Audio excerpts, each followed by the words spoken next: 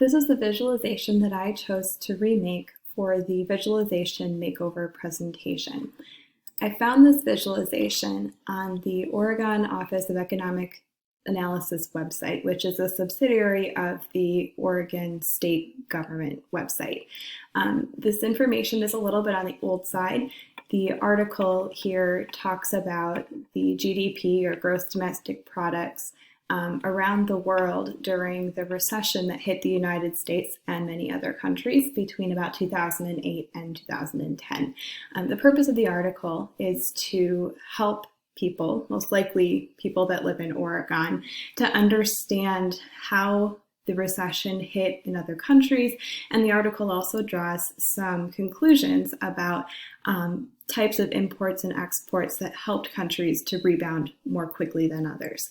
And so you'll notice that the visualization I chose is part of a larger narrative, a larger package, helping people to understand the recession that they were experiencing at the time.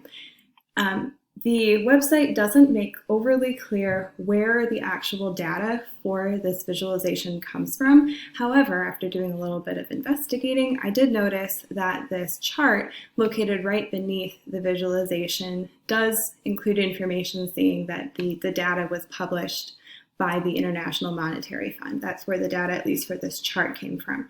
Now, it is, I think, important to note that the data for this chart was based on 2009 data published by the International Monetary Fund, and the data in this visualization extends past 2009 into the first quarter of 2010. So perhaps they come from the same data source, but I can't be completely certain.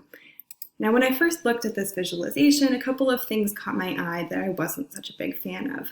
First of all, the title. It's not a bad title. It does get at what the chart is attempting to convey. However, we've learned in class that when you title a visualization, you want it to clue the audience into the story behind all of the figures.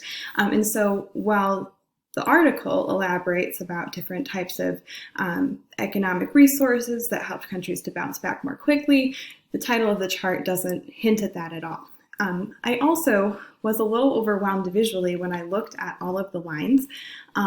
As you can see, there's the corresponding cue here that helps the audience to know which line represents each country.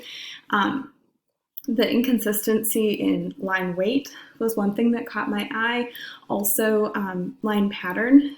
Some of the lines that are made up of hash marks are a little bit harder to see at first. At first, I actually thought Brazil's line was a trend line because it very much fades into the background. In some ways, it's actually carrying less visual weight than these grid lines that run parallel to the Y, or the x-axis, excuse me. And so cleaning that up and making sure that the line weight was standardized and that color was used instead of these different weights to help to differentiate between the countries was going to be important. I felt like the grid lines were a little bit too front and center. I did keep the grid lines in my visualization, but I added transparency to them so they really fade into the background.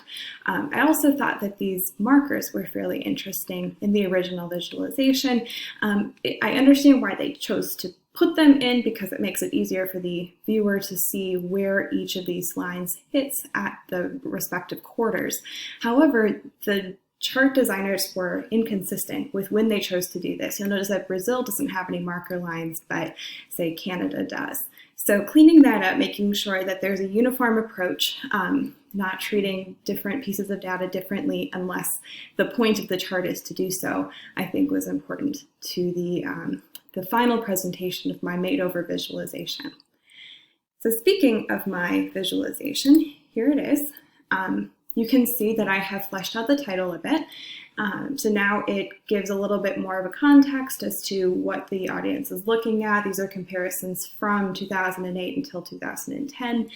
There are a few things that I felt limited by as I was creating the visualization. For one thing, I don't have data labels on my data chart, or my line chart, excuse me, and that is because the numbers were so close together through here that it was very difficult to set them up in a way that they were not visually distracting for the audience.